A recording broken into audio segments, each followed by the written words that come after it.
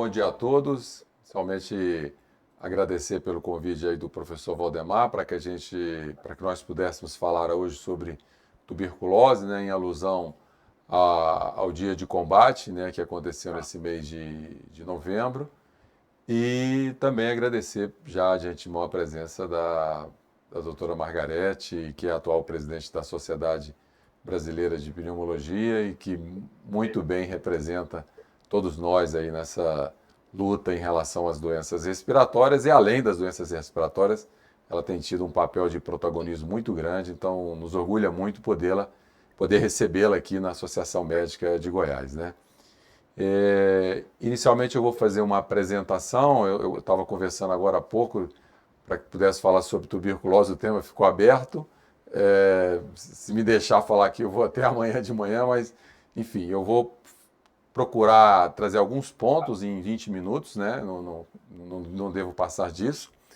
E depois abrir para a participação da Margarete para que ela faça os comentários em relação aos dados e também a visão dela atual da situação da tuberculose, o que nós podemos fazer enquanto pneumologistas e também enquanto associação médica no Brasil e particularmente aqui também em Goiás, para que a gente pudesse seguir nessa nossa luta aí de combate a essa doença, né? Essa doença milenar.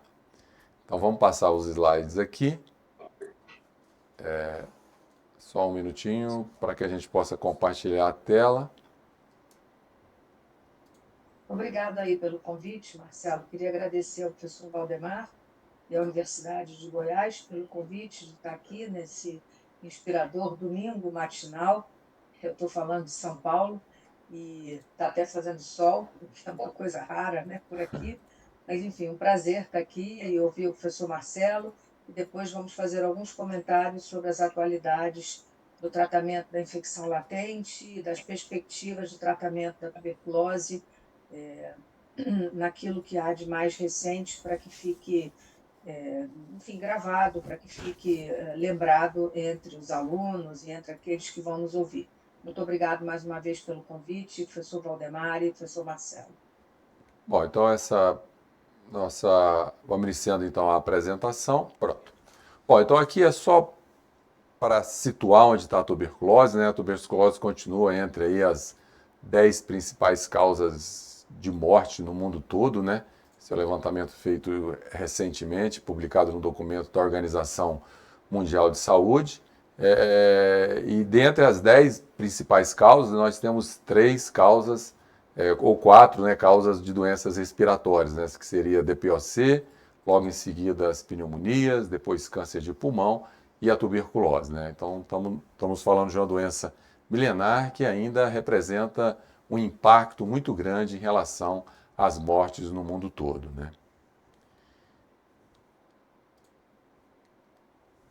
Esse é um dado também, esse report da OMS, ele traz algumas estimativas, né? E ele é muito interessante que nós podemos, existe um aplicativo para ele, então você pode fazer comparação do Brasil com outros países, né? Então ele traz nesse gráfico aqui a estimativa que nós teríamos entre 90 e 120 mil casos de tuberculose a cada ano. É um dado interessante, são dados assim bastante elaborados, mas eles servem para que nós possamos fazer as análises daquilo que nós encontramos.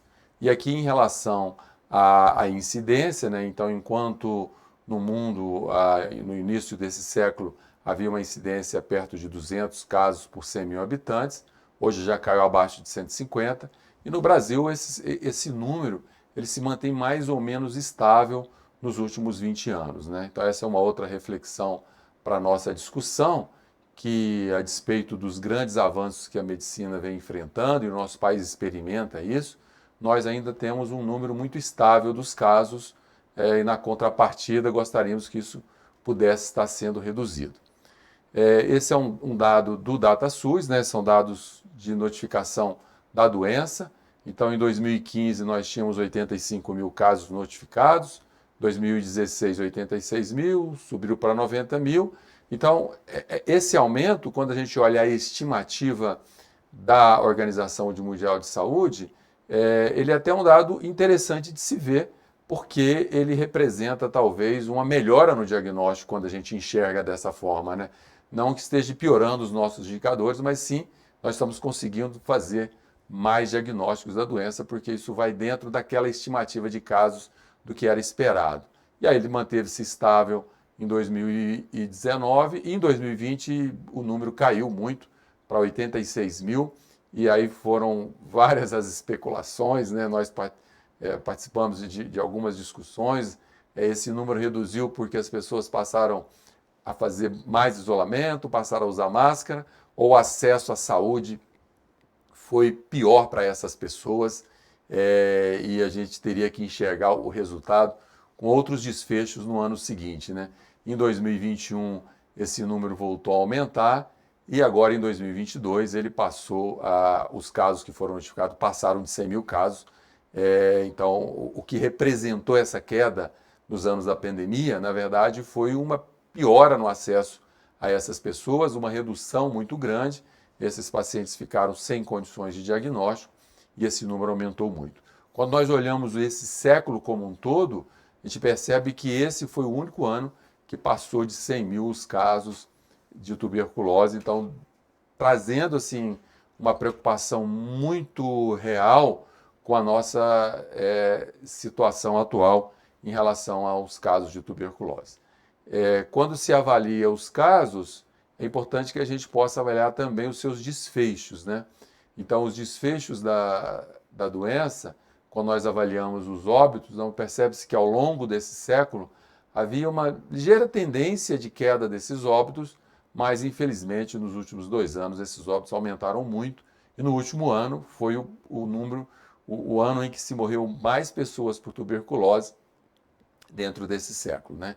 Então aqui fica a primeira reflexão dos dados, é que apesar de muitos avanços, né, quando nós compartilhamos outros avanços em relação à medicina, avanços ligados às cirurgias robóticas, à inteligência artificial, a imunobiológicos, a tratamentos de fibrose, e vimos os dados de tuberculose, a gente enxerga que estamos numa situação em relação, por exemplo, às mortes, pior do que quando nós começamos esse século. Ao longo desses 10 anos, foram mais de 100 mil pessoas, né, que morreram por tuberculose no nosso país, né?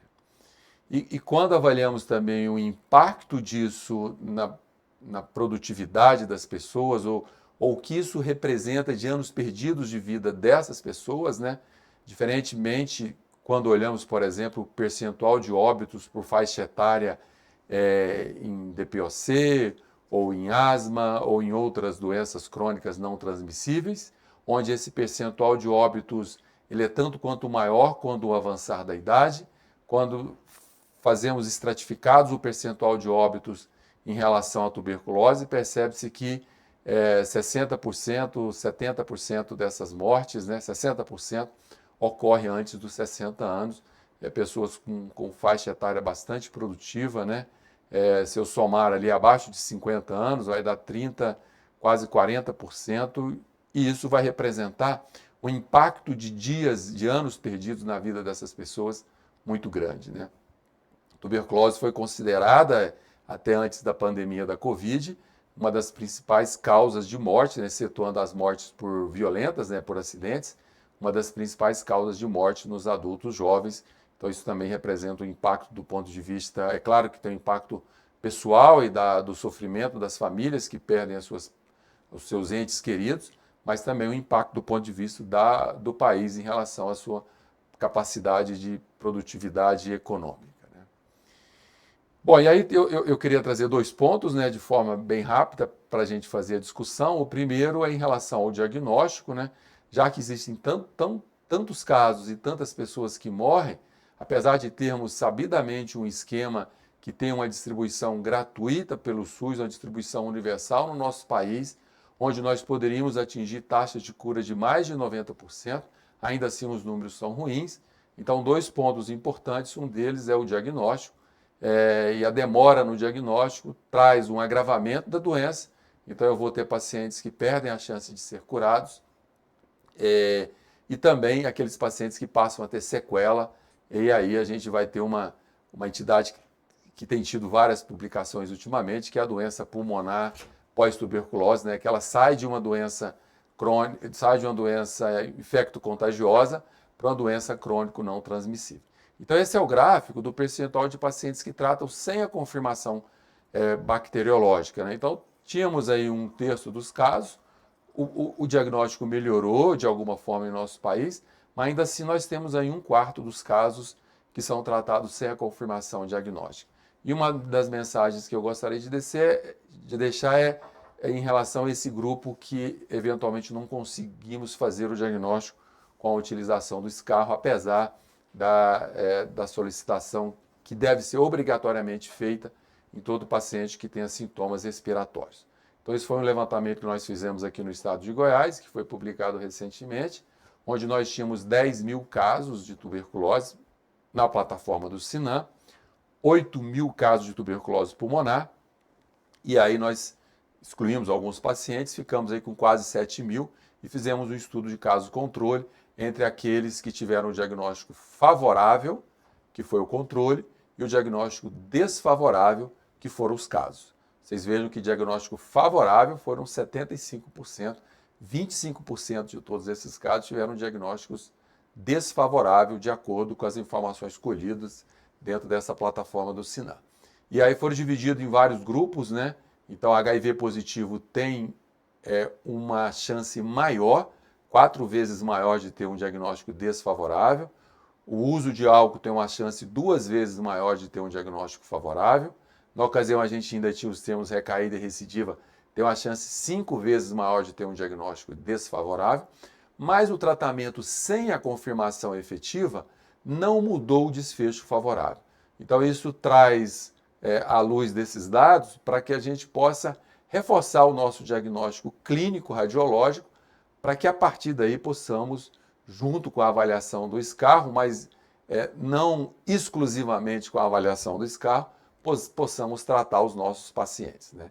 Então, uma radiografia de tórax com alterações de opacidades irregulares, com disseminação broncogênica, com um quadro clínico de uma síndrome consumptiva, com tosse e perda de peso, isso traz a possibilidade de um diagnóstico muito grande de tuberculose.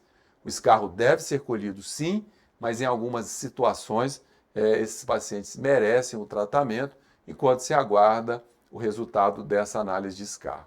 E até reforçando essa possibilidade, o Ministério da Saúde lançou um manual de manejo clínico baseado em imagens radiológicas que eu sugiro que todos possam ter acesso. O acesso é gratuito, né? Ele é de acesso livre na internet e ele traz uma série de casos de tuberculose baseado em raio-x e tomografia, que hoje é uma realidade, né? Que depois da pandemia acabou que a possibilidade de realizar a tomografia em nosso país aumentou. Então, pacientes que tenham alterações radiológicas, lesões cavitárias, com quadro de tosse, eles merecem uma avaliação clínica importante e um diagnóstico a despeito de, eventualmente, um exame de escarro der negativo. Costumo dizer para os alunos que quando um exame de escarro de um paciente como esse, que tem uma lesão cavitária vier negativo, nós temos que ir lá no laboratório conversar com a equipe. Falar, é preciso achar o bacilo aí, porque esse exame não pode ser negativo. Mas nós sabemos que muitas vezes existem lesões endobrônquicas e o paciente eventualmente não consegue expectorar ou o material não foi colhido de forma adequada. Então isso precisa ser colocado assim numa avaliação de raciocínio clínico para que a gente possa iniciar o diagnóstico. Isso aqui são dados mundiais de acesso à tomografia. Não existe um acesso universal à tomografia no mundo todo, mas existe um acesso quase universal, mais de 90% de todos esses países, né, tem acesso, quer dizer, mais de 90% da população desses países tem acesso ao raio-x de tórax, exceto ali aqueles países que estão em branco da África subsaariana. É por isso que o raio-x de tórax deve sim ser implementado nessa busca de diagnóstico de pacientes com tuberculose. Então aqui um caso clínico de um paciente de 45 anos, 46 anos, 1 mês e meio de tosse febrícula, usou um antibiótico, que é a levofloxacina, não melhorou, usou outra quinolona, e aí ele não melhorou e foi solicitado uma broncoscopia, e na broncoscopia havia secreção no lobo superior e o diagnóstico foi positivo.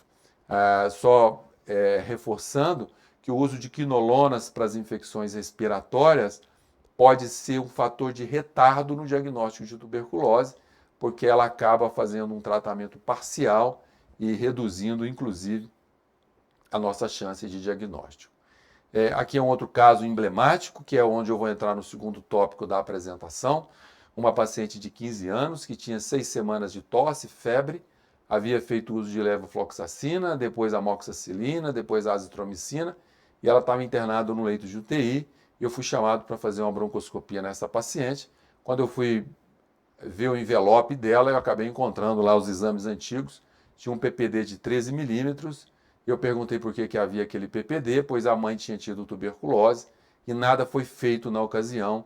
E aí era uma oportunidade que foi perdida de ter sido feito o tratamento da infecção latente na avaliação dos contatos. Então, isso é um ponto importante, porque nós precisamos avançar muito no nosso país ainda, para que a gente possa aumentar a cobertura no tratamento desses pacientes que são contactantes ou que estão em algum dos grupos chamados de risco para adoecimento. Esse é um dos primeiros trabalhos que eu participei, lá no longínquo ano de 1994 ou 5, né, enquanto acadêmico, e aí avaliamos pacientes com contatos de tuberculose e 8% adoeceram.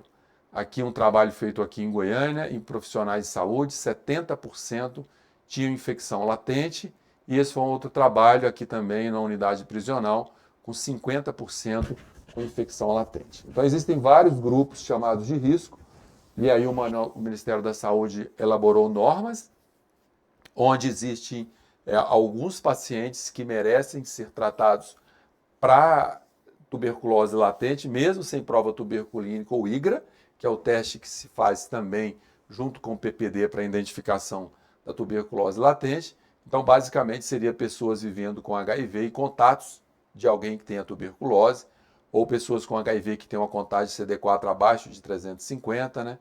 Ou mesmo essa mesma população que tem uma radiografia de tórax com alteração que lembre uma infecção prévia por tuberculose, e aí essas pessoas merecem ser tratadas. No caso de contatos, acima de 5 ou com IGRA positivo, devem ser tratados. Indivíduos que vão lisar inibidores de TNF-alfa, que tem sido muito comum, então cada vez mais se apresentam casos com tuberculose nesses pacientes com imunossupressão, e indivíduos também pré-transplantes com terapia imunossupressora. Eles devem ser ofertados à prova tuberculínica, e o IGRA ele deveria ser ofertado de uma forma um pouco mais universal, apesar dele estar disponível para isso, mas existe ainda alguma dificuldade de acesso desses pacientes para a realização do IGRA. Outro grupo de risco, né, silicose, neoplasia, diabetes, que é outro fator importante para o adoecimento por tuberculose. Esses indivíduos também merecem ter uma investigação para que eles possam ser tratados. E naqueles que têm a possibilidade de fazer inquéritos anuais, como deveriam ser nos profissionais de saúde, na viragem da prova tuberculínica, eles também devem receber o tratamento para infecção latente. E como tratar? Aqui eu estou deixando a dica para o domingo à tarde, para quem quiser assistir O Jardineiro Fiel, é um filme espetacular. Ele traz um pouco sobre essas conspirações dos ensaios clínicos e pesquisa clínica. E aí ele faz uma alusão à questão do tratamento da tuberculose. Mas isso é para depois, ninguém vai clicar lá agora e sair da nossa live agora não. Mas o tratamento é feito, então, essa é uma meta-análise que foi feita a avaliação das rifamicinas, né, da rifapentina e rifampicina, mais isoniazida versus a isoniazida, que sempre foi o tratamento padrão, mostrando que havia um benefício quando associavam a rifamicina. Em relação aos eventos adversos, também favorecia a associação em relação à isoniazida.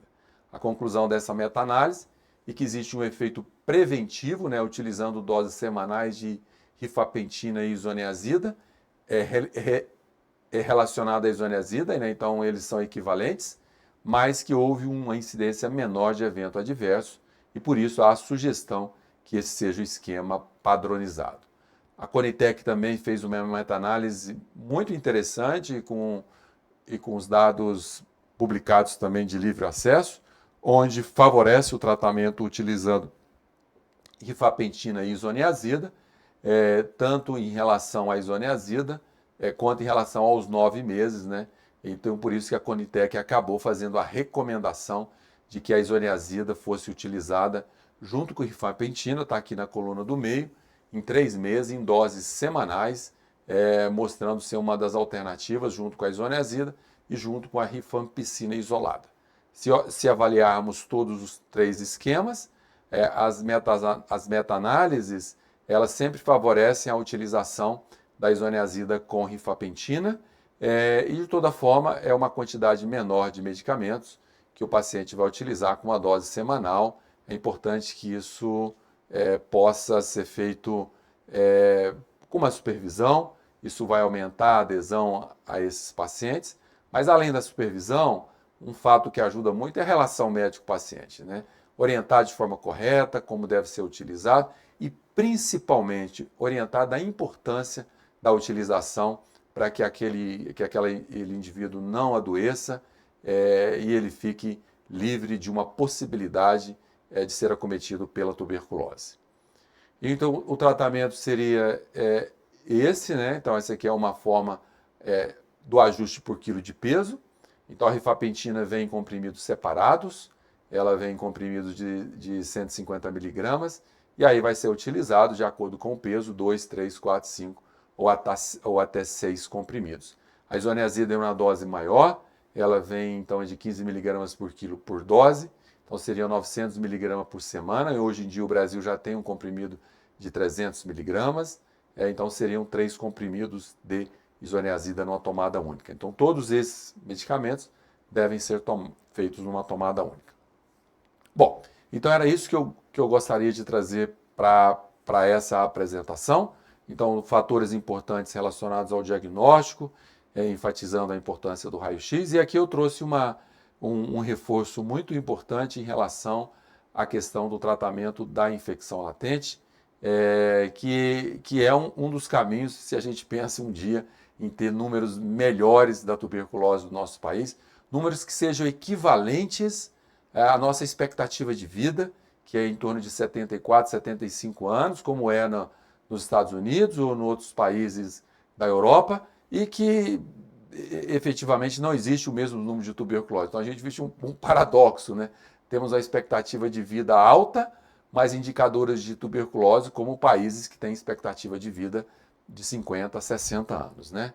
E para o final, para uma manhã de domingo, né?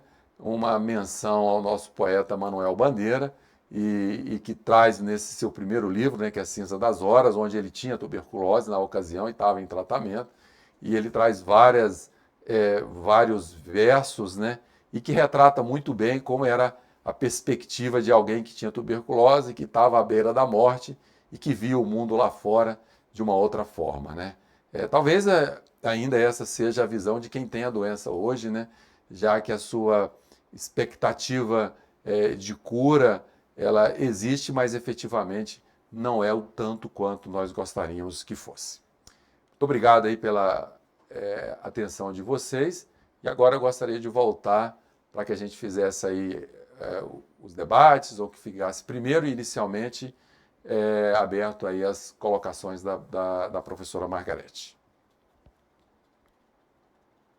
Muito obrigada, Marcelo, pela sua apresentação ampla, bem fundamentada, e eu queria começar os meus comentários pelo final da sua apresentação, Marcelo, porque eu acabei de saber, quando começávamos essa conversa, da morte também de um grande tísico, se nós podemos dizer assim, um grande brasileiro agora, há 1 hora e pouco atrás, do professor Alberto da Costa e Silva, grande embaixador, o maior africanólogo brasileiro, a pessoa que mais nos ensinou sobre cultura africana, e o professor Alberto da Costa e Silva, acadêmico da Academia Brasileira de Letras, foi das pessoas acometidas pela tuberculose na década pré-quimioterapia, foi uma das primeiras pessoas no Brasil que usou streptomicina, ainda internado em Campos do Jordão. Eu cito isso porque, há alguns anos atrás, eu fiz uma conferência sobre a tísica na história da arte e da literatura no homem, na Academia Brasileira de Letras, e havia apenas duas pessoas vivas entre tantas que eu citei, inclusive o poeta Manuel Bandeira, que se autodeclarava, Marcelo, como eu, o poeta tísico, porque ele foi tísico, ele fez parte daquela estatística de que com a tuberculose 50% morria, 25% ficava crônico, né, Marcelo? E 25% curavam, na época pré-quimioterapia, com sanatórios. E o poeta Manuel Bandeira foi internado no sanatório de Montagnat, na Suíça, onde ele também conheceu o grande poeta francês Paul Éluard, que tem lindos poemas, inclusive sobre a tísica, né? Estou dando sugestões para os domingos daqueles que nos ouvem, né, Marcelo, que Isso. assim o quiserem. E o poeta Paul Éluard tinha sido internado no sanatório aos 16 anos de idade. E eles mantiveram uma relação epistolar durante toda a sua vida. E, voltando ao professor Alberto da Costa e Silva, só havia duas pessoas vivas entre os que eu estava citando. Eram ele e a escritora Marina Colasanti, que também na sua infância, no final da Segunda Guerra Mundial, na Itália, numa época muito difícil, também tinha ficado doente, tinha sido mandada para os Alpes suíços, para a casa de amigos, para se curar. E eu fui pedir, eu conto isso, porque é uma história muito bonita, né? Eu vou escrever isso agora, inclusive no meu grupo, que eu faço parte de literatura. Eu fui conversar com o professor Alberto da Costa e Silva para pedir autorização a ele, porque ele estava vivo, se eu podia citá-lo. E ele não apenas me autorizou, como me abraçou muito emocionado, porque ele tinha perdido a mulher há pouco tempo antes, e ele tinha conhecido a mulher no sanatório em Campos do Jordão, ela na parte feminina e ele na parte masculina. Foi uma linda história de amor, né? E eles hoje estão se encontrando lá no céu, né? Nos braços do Pai, né? Mas, enfim, então são histórias bonitas que nos inspiram, né, Marcelo? Eu conto isso porque eu fiquei muito sentida mesmo com essa perda, porque era um grande homem, um grande brasileiro, e também e ele foi assistir a minha conferência e fez comentários muito inteligentes. Então, eu conto isso apenas como uma digressão de alguém que realmente ficou sensibilizada com essa perda desse grande pessoa. Em relação aos comentários que o Marcelo fez, professor Valdemar, que aqui também nos recebe, eu acho que o Marcelo fez menção a algo que é fundamental para aqueles que nos ouvem. Eu não tenho nenhuma ilusão, e creio que Marcelo concorde com isso, de que nós não vamos eliminar a tuberculose do mundo esperando as pessoas ficarem doentes, né, e tratando. Por mais que nós tenhamos evoluído com tratamentos muito sofisticados, descoberta de novos fármacos depois de décadas sem que nada acontecesse, temos que lembrar que a rifampicina é uma senhora que tem mais de 40 anos, né, e agora finalmente temos um momento, né, em que novos fármacos têm sido descobertos, têm sido testados e têm nos permitido, pela primeira vez, a oportunidade, a chance, com base em evidências de boa qualidade, de reduzir o tempo de tratamento da tuberculose e reduzir o sofrimento humano, que são os longos tratamentos, sobretudo naqueles que têm recidiva ou que têm alguma resistência bacteriana.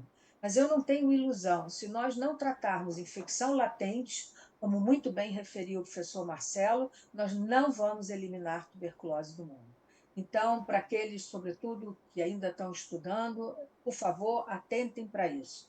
Nós evoluímos muito para conseguir fazer as recomendações. E hoje nós temos situações em que realmente os tratamentos profiláticos, ou esses esquemas, há 4 esquemas já validados e documentados e disponíveis, inclusive na realidade brasileira. O esquema com isoniazida durante 6 a 9 meses, o esquema com rifampicina com isoniazida durante 3 meses, com rifampicina pura, que é o escolhido naqueles pacientes que são portadores de qualquer hepatopatia ou que são transplantados, né? O transplante hepático é algo que tem digamos, nos instado a uma nova complicação. Há pacientes que recebem um fígado de um doador e, quando é transplantado, nós verificamos que há a presença de um granuloma no doador, de modo que aquele paciente receptor tem risco maior. Então, nesses casos, o tratamento escolhido é a rifampicina durante 4 meses, e hoje o Brasil evoluiu bastante, né, apesar de todas essas iniquidades e números que nos preocupam muito, né, em recomendar o esquema com a rifampicina e a isoniazida em doses altas, ambas, uma vez por semana, no esquema de 12 semanas, que é hoje o recomendado no Brasil. Então, entre isso, então eu quero reforçar esse conceito, Marcelo, de que tratar infecção latente é absolutamente estratégico e fundamental no Brasil. E ainda com outro problema e um agravante que eu acho que é muito importante alertar a outros colegas, inclusive de outras especialidades. O uso de imunobiológicos no Brasil aumentou exponencialmente. Hoje nós temos especialidades como não apenas a pneumologia, onde os que são utilizados, por exemplo, para asma grave, não têm relação com a incidência maior de tuberculose, porque eles não são inibidores de TNF-alfa, eles são inibidores de outras interleucinas. Há outros imunobiológicos que são utilizados em outras especialidades, como reumatologia, gastroenterologia e dermatologia, sobretudo, né, uma vez que eles estão regulamentados no Brasil, mas é preciso atentar que a primeira escolha para todas essas são os inibidores de TNF-alfa, que são os aprovados pelo SUS e cedidos ou eventualmente pagos por algumas seguradoras privadas. E esses, sim, são de altíssimo risco para desenvolvimento de tuberculose, como mostrou o professor Marcelo na sua apresentação. Então, eu chamo a atenção porque esses casos são, na maioria das vezes, quando ocorre tuberculose em decorrência dessa exposição, eles são casos extrapulmonares e ou de grande complexidade para tratar.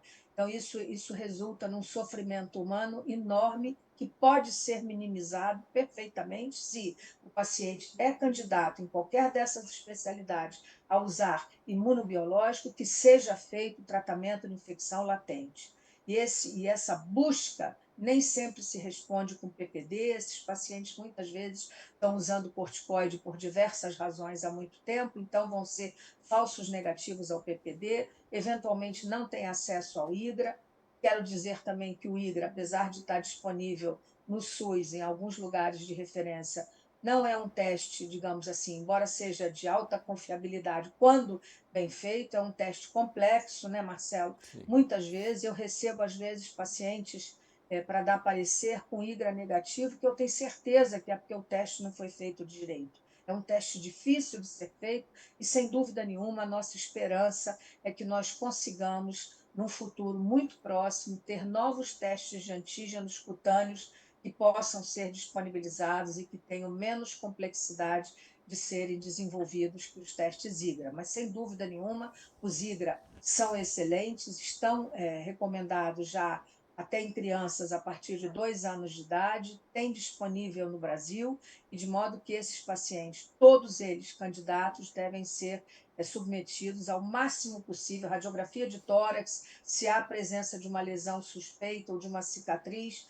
tomografem o paciente para verificar a morfologia daquela lesão e, sim, protejam sempre que possível, né? E aí eu ousaria dizer, Marcelo, né, e coloco isso até em reflexão comum entre nós, eu prefiro errar para mais, ou seja, tratar o paciente profilaticamente do que deixar esse paciente ter um caso de tuberculose, porque posso lhes repetir, são casos muito graves e a maioria deles, inclusive, extrapulmonar e com grandes consequências do ponto de vista clínico para o paciente e nesse fenômeno biológico, digamos assim, a qual o professor Marcelo acaba de se referir, que é a condição do paciente pós-tuberculose. Hoje não há dúvida, no mundo inteiro, eu falei sobre isso há 2 dias atrás, num congresso na Argentina, os pacientes que têm tuberculose, eles devem ser vistos como pacientes ou portadores de uma condição quase como uma DPOC, né, Marcelo? Porque eles ficam com restrição significativa, muitas vezes, em decorrência das sequelas pulmonares, mas eles são pacientes que merecem ser avaliados quanto à funcionalidade, quanto à sua própria capacidade de reincorporação a uma vida normal, ao mercado de trabalho, etc. Então, o outro comentário que eu queria fazer também, Marcelo, foi o impacto que a Covid-19 teve no Brasil sobre a tuberculose. Não há dúvida de que agora, já com esse pequeno recuo histórico que nós temos desses últimos 3 anos, as avaliações feitas pelo Ministério da Saúde revelam uma situação muito dramática, muitos pacientes que abandonaram o tratamento, muitos pacientes que abandonaram o tratamento da infecção latente, serviços que não funcionaram, 40% a menos de testes rápidos moleculares feitos no Brasil. Então, a recuperação desse tempo perdido significará, sem dúvida nenhuma, um aumento da incidência de casos que já foi verificado em 2022, certamente em 2023 também, e um dramático aumento da mortalidade por tuberculose. É inadmissível que nós tenhamos ainda morrendo de tuberculose 5 mil brasileiros numa doença benigna, tratável e virtualmente curável em praticamente 100% dos casos. Então, isso é algo que eu também coloco para a reflexão de todos nós. E, por fim, eu quero fazer um comentário sobre as dificuldades e, digamos, e as conquistas que nós tivemos também nos últimos tempos, que foi a possibilidade de acompanhar e de participar desse desafio que é responder se é ou não possível reduzir o tempo de tratamento da tuberculose. Eu me lembro que, acho que Marcelo participou também daquele antigo estudo com a rifampicina, Marcelo, o primeiro, cuja pergunta de pesquisa era se era ou não possível reduzir o tempo de tratamento de casos sensíveis de 6 para 4 Para 4 meses. meses. E até o momento, lembra disso? Sim, E até o momento, nós participamos com Marcos Conde, esse sim. trabalho está publicado já há vários É. anos, né? E, na verdade, a resposta era não. E ela foi não até muito recentemente. Então, hoje, nós estamos muito perto com os fármacos novos disponíveis, fármacos esses de alta, digamos, capacidade terapêutica, né? E quando eu digo capacidade terapêutica, não estou falando de um conceito frouxo, digamos, né? Mas um conceito de um fármaco que, para ser bom em relação à tuberculose, ele deve responder claramente a duas questões fundamentais, ao contrário de outras infecções. Ele deve ser, em primeiro lugar, bactericida, ou seja, ele deve funcionar na multiplicação rápida do patógeno, e ele deve ser esterilizante, ou seja, ele deve funcionar na multiplicação lenta. É por isso que o tratamento é sempre bifásico em relação à tuberculose. Então, em relação a isso, nós conseguimos, com as novas moléculas, responder a pergunta de que, até o momento, não é possível reduzir ainda o tempo de tratamento de forma sensível de 6 para 4 meses, porém, é possível, sim, responder, reduzir o tempo de tratamento para formas resistentes de tuberculose. E, sem dúvida, com isso, nós damos um passo enorme, tirando o uso de medicações injetáveis de uma vez por todas, e diagnosticando precocemente pacientes com formas resistentes de tuberculose e tratando-os com medicamentos orais, sobretudo com os medicamentos novos, entre eles a bedaquilina, a que eu ousaria chamar da nova rifampicina, embora nós saibamos que nada se compara em termos bactericidas à associação rifampicina com isoniazida, né? Até hoje, com todas as descobertas, nada superou em termos de eficácia bactericida em relação a essa associação. Então, sempre que possível, ela é a melhor. Né? Mas a bedaquilina, o pretomanide, que acaba de ser incorporado pela Conitec há 2 meses atrás, e o qual nós pretendemos ter disponível para tratar os nossos pacientes resistentes a partir de 2024, nesses esquemas com 6 meses. E, por fim, um comentário sobre a participação ainda modesta dos sites brasileiros, universitários ou não, nos estudos clínicos internacionais. Nós tivemos a oportunidade, o privilégio de participar, professor Valdemar, do último ensaio clínico para tentar reduzir o tempo de tratamento, que foi o Simplice-TB. Eu fui investigadora principal desse estudo, junto com a doutora Valéria Rola, no Rio de Janeiro, em 2 sites da Fiocruz. Nós incluímos um número bastante significativo de brasileiros não portadores do HIV, e quero dizer também que a vantagem desses novos remédios é que todos eles podem ser usados em pacientes, em pessoas portadoras de HIV, vivendo com HIV. Então, assim, isso é uma grande vantagem, tendo em vista a complexidade de tratar esses pacientes. Então, eu concluiria dizendo que nós, apesar de todas as dificuldades, nós conseguimos dar Nós todos, que há algumas décadas já nos preocupamos e nos dedicamos a pesquisar clinicamente nessa área, temos esperança de que possamos, na próxima live que nós fizermos, daqui a algum tempo, dar a resposta de que sim, além de reduzir o tempo, além de repetir pela milésima vez que é preciso tratar a infecção latente. Essa é a chave do caminho para eliminar a tuberculose no mundo e, portanto, no Brasil. Nós vamos, sim, conseguir tratar com mais eficiência, com menos sofrimento, nossos pacientes resistentes e, quem sabe, no futuro muito próximo, a OMS já considera essa possibilidade muito perto de acontecer, reduzir o tempo de formas sensíveis de 6 para 4 meses. Então, eu faço esses comentários e me coloco à disposição para qualquer pergunta daqueles que estejam nos ouvindo. E muito obrigada mais uma vez, professor Valdemar e Marcelo, por essa oportunidade. Obrigado, Marcelo, só fazendo um comentário aqui, achei a live excelente e não podia ser diferente. Eu sou Marcelo, dedicado à tuberculose, docente por excelência, titular da cadeira de pneumologia e da clínica médica da Faculdade de Medicina da UFG. A professora Margarete, presidente da Sociedade Brasileira de Pneumologia e Fisiologia, e também titular da Academia Nacional de Medicina.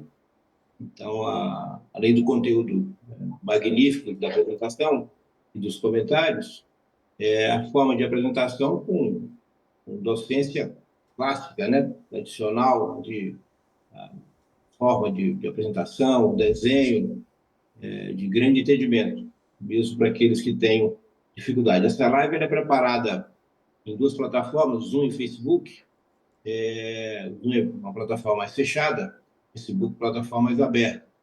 E é de grande achado, porque pessoas frequentam durante a apresentação e depois ficam pendurados no site e no YouTube da Associação Médica de Goiás, faremos também pela Faculdade de Medicina, e de forma que a orientação e a educação médica continuada com desejo da Faculdade de Medicina, das entidades médicas, que elas sejam preservadas e realizadas, de forma que teremos muito acesso a esse modelo, porque é de grande conteúdo e a forma de apresentação também de excelência. Então, felicitar aí a professora Margarete, agradecer pelo tempo dedicado a gente sabe da vida que ela tem corrido, enquanto ela frequentemente no Rio de Janeiro. Ela tem uma vida dedicada a vários setores importantes, né? Teve uma ação de grande relevância durante a Covid, até de orientação social, populacional, né? De grande relevância. Assim como o professor Marcelo também tem feito isso aqui de forma regional. A doutora Fernanda, que é a nossa presidente da Regional de Goiás, da Sociedade de Pneumologia, não sei se ela está presente aqui na tela. Se estiver presente, eu queria pedir permissão ao professor Marcelo e ao professor Margarete para passar a palavra ao professor Fernando, se ele deseja fazer algum comentário. Claro. Só tem duas, depois que a Fernanda falar, tem umas perguntas aqui para a gente responder. Acho que a Fernanda não está aí. Prazer, viu, professor Valdemar? Estou à disposição. Bom, eu vou passar aqui, então, agradecer a Margarete, né, por tudo, pela apresentação. E felizmente, né, Margarete, ficou gravado aqui para a gente poder ver de novo, para eu passar para os alunos. Tem alguns alunos aqui da faculdade que estão assistindo, mas para que eu possa passá-los na discussão. Eu quero trazer, eu vou responder, vou passar as duas perguntas aqui, e antes da gente finalizar, eu quero trazer eu queria a gente discutir um pouco em relação à questão do ensino. Então, tem duas perguntas, uma é sobre a questão se o valor elevado de IgE pode afetar o PPD. Não tem interferência no valor do PPD, porque o PPD basicamente vai fazer uma avaliação de resposta celular, né? E aí já é uma avaliação de resposta predominantemente humoral, então não tem relação. Tem uma outra pergunta, se um paciente que tratou de TB latente há 8 anos, se realizava tratamento para medicação anti-TNF-alfa e após abandono do mesmo é orientado a fazer um novo PPD, como orienta para poder ser, eu indiquei que não deveria ser feito novo PPD grave. Tá. Essa é uma pergunta que sempre aparece, né? Então é o paciente que tem que usa um imunossupressor e que ele já fez um tratamento para TB infecção latente, ou com isoniazida, ou com algum desses outros esquemas que são preconizados. Então, não há recomendação dele fazer novo tratamento. Então, a recomendação que existe é acompanhá-lo de perto para saber se essa utilização do bloqueador TNF-alfa vai fazer com que ele tenha alguma recrudescência da sua doença, né? Então, não tem indicação para um novo tratamento e nem para um novo PPD, na verdade. Tem indicação para avaliação clínica desse paciente. Se ele tiver sintomas, ele faça o raio-x, faça a tomografia, se precisar faz broncoscopia, mas não há indicação para repetir. E tem uma outra pergunta aqui, Margareth, que eu vou passá-la para você. A primeira pergunta. Uma dúvida. Após o Covid, existe um número elevado de tuberculose latente? Ela está afirmando que existe um novo. E tem algum estudo que explique por que isso? Aí eu queria que você comentasse. Olha, sem dúvida nenhuma, deve ter havido um número maior, como houve comprovadamente um número maior de casos de doença de tuberculose, né, ou de recidiva de caso, ou eventualmente até de formas resistentes, pelo fato de ter havido um maior abandono de tratamento pelos serviços que não funcionaram. Eu presumo, embora não haja dados ainda levantados, publicados ou assumidos, digamos, pelo grupo de tuberculose do próprio Ministério da Saúde, que sim, que tenha havido um maior número de expostos. Por que razão? Não é difícil de responder. As pessoas ficaram confinadas, vivendo no mesmo ambiente, então, naquele ambiente onde houve um bacilífero ou alguém portador de tuberculose, mesmo não bacilífero, mas nós sabemos que há a transmissão, sem dúvida nenhuma houve um número maior de expostos, com o agravante de que essas pessoas expostas foram, muitas vezes, criança, ou pessoas idosas, ou eventualmente diabéticos. Nós sabemos que há uma associação bastante alta da diabetes, por ser uma doença da imunidade celular, com a tuberculose, que também é uma doença da imunidade celular, como há pouco aludiu o professor Marcelo. Então, eu não tenho dúvida, né, Marcelo, de que houve um maior número de pessoas expostas e, portanto, nos desafiando mais ainda a detectar essas pessoas previamente, a detectar precocemente, para que a elas possa ser oferecido o tratamento de infecção latente. Sem dúvida nenhuma, se o impacto foi significante, tanto na incidência quanto na mortalidade, não tenho dúvida de que na criação, digamos assim, de novos expostos para serem portadores de infecção latente, terá tido um impacto significativo também. Bom, muito obrigado, Margareth. E eu queria aproveitar esse final, assim, é claro que a importância da doença e o impacto que ela traz e até aquilo que a gente fica esperando, né, Margareth, que a gente possa um dia vivenciar, que a gente possa eliminar a doença do nosso país, né? Eu tenho dito aqui que eu tenho alguns projetos aqui na saúde pública e que tem envolvido tuberculose, asma, DPOC, que é a minha última fronteira, né? Eu acho que ou acontece alguma coisa, ou então eu vou voltar lá para Piracanjuba e ficar quieto lá em Piracanjuba, porque não é possível a gente não conseguir. Vai não. Pois é. Então não é possível a gente. Nós vamos ser igual o professor, nós vamos ser igual aquele pessoal do sanatório, Marcelo. Nós vamos resistir aos tempos dos sanatórios e sair muito criativos, lendo poesia, não é isso? É isso mesmo. lendo nosso grande poeta popular, Noel Rosa, que também foi um tísico, né? Foi. Morreu de hemoptise aos 27 anos e é, sem dúvida nenhuma, nosso maior poeta popular da música popular brasileira. Né? Então, digo por isso que é importante, que inspira quem está nos ouvindo, né, Marcelo? Exatamente, Marco. Por isso que é importante ouvir essas histórias que você contou, né? Citar o Manuel Bandeira, para que a gente consiga, assim, inspiração para seguir, né? Mas, assim, eu vejo, por exemplo, a situação atual do país, com tantas escolas médicas, com tantos novos médicos sendo formados, e nós que estamos nas instituições, até nas nossas instituições, a tuberculose ela se restringiu a poucas aulas, né? Nós não temos mais o tempo Uma que tragédia. tínhamos na graduação para tuberculose. Qual que é a sua perspectiva? Será que nós poderíamos ter uma avaliação junto com o CFM para que a gente pudesse colocar isso ou com a MB, que nós pudéssemos levar essa informação a esses novos médicos? É porque sem essa informação, dessa possibilidade de um diagnóstico clínico, de tratar a forma latente, isso vai ficar à margem só das ações técnicas do Ministério da Saúde, por exemplo. Não vai alcançar. O paciente está chegando numa unidade de emergência, ele está chegando para ser atendido num programa de atenção primário. Então, como que você vê, Margarete, assim, o que nós poderíamos agora fazer de ação?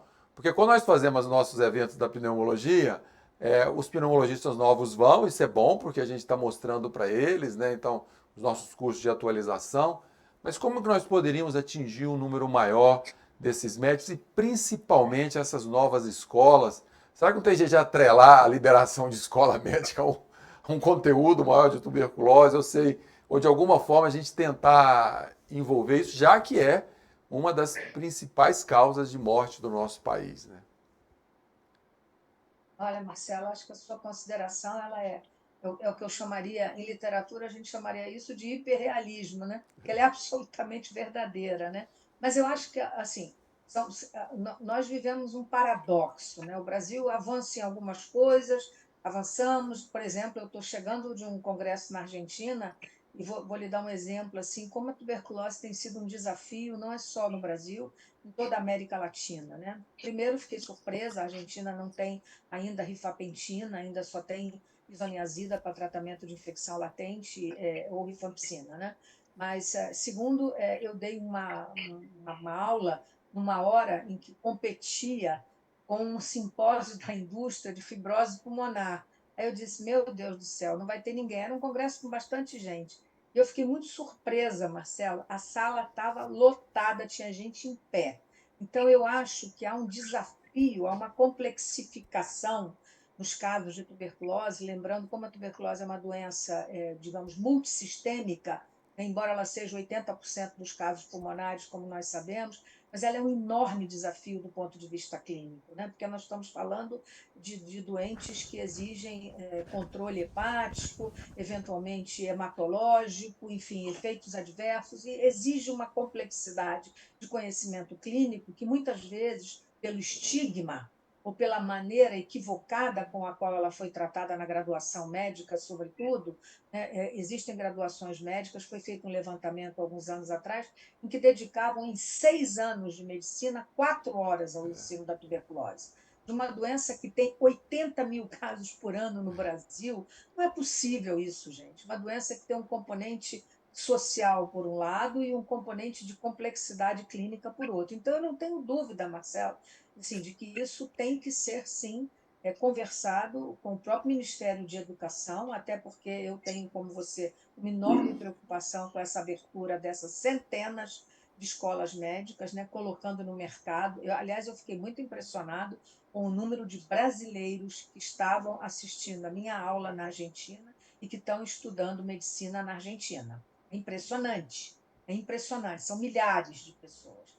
E aí alguns vieram falar comigo, vieram fazer fotografia, não sei o quê, e eu perguntei, vocês estão se preparando para o Revalida? E eram pessoas muito interessadas e muito sérias, e todos estavam se preparando para o Revalida, mas formados fora. Então, mas esse é o lado bom da coisa, né?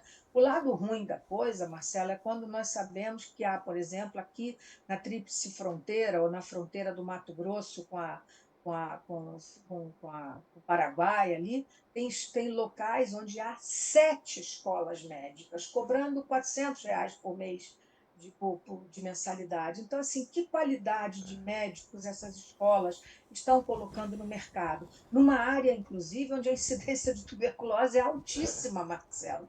E eles não têm aula de tuberculose. Então, eu acho que, sem dúvida nenhuma, entre todos os nossos desafios, nós temos. E nós estamos dispostos a conversar pela Sociedade Brasileira de Pneumologia, com o Ministério da Educação, como estamos nesse momento conversando com o Ministério do Meio Ambiente sobre a questão dos cigarros eletrônicos, como estamos enfrentando essa luta desigual, como você sabe, da pressão da indústria tabageira.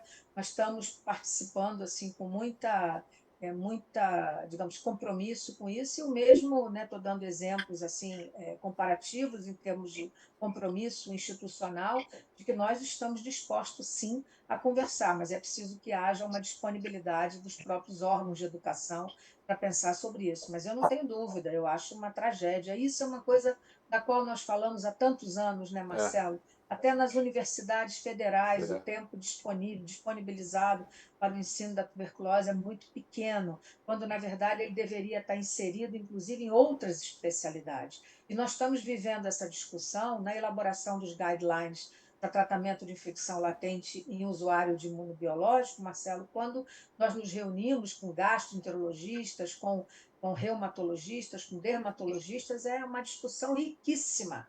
Há um enorme interesse dessas pessoas de entender um pouco mais o processo de doença. Entende? Então, nós vemos a complexidade da qual se reveste a tuberculose. Então, sem dúvida, ela tem sido profundamente injustiçada a custo, não nosso, mas a custo das pessoas que adoecem pela doença. Marcelo, uma colocação acerca disso, nós estamos mexendo no nosso PPC lá da Faculdade de Medicina da UFG. Está na hora de colocar isso no PPC. Né? E por coincidência, na última quarta-feira, dia 22, eu fui pela Serem Goiás, a gente preside a Comissão de Agência Médica do Estado de Goiás, num encontro em Belo Horizonte, a Comissão Nacional de Agência Médica, e no dia seguinte teve uma jornada onde veio o pessoal do Royal College do Canadá, que é quem coordena a tua parte de saúde do Canadá, e um projeto para residência médica no Brasil, mudando o modelo atual, com um modelo mais temporal e menos de tarefas, para um modelo mais de tarefas. E eu acho que encaixa corretamente a sua colocação, onde é preciso que, ao treinar o pós-graduando, ele tenha tarefas a ser cumpridas, entre elas a tuberculose, né? E ele só pode caminhar nessas tarefas seguintes se a tarefa anterior tenha sido realmente realizada.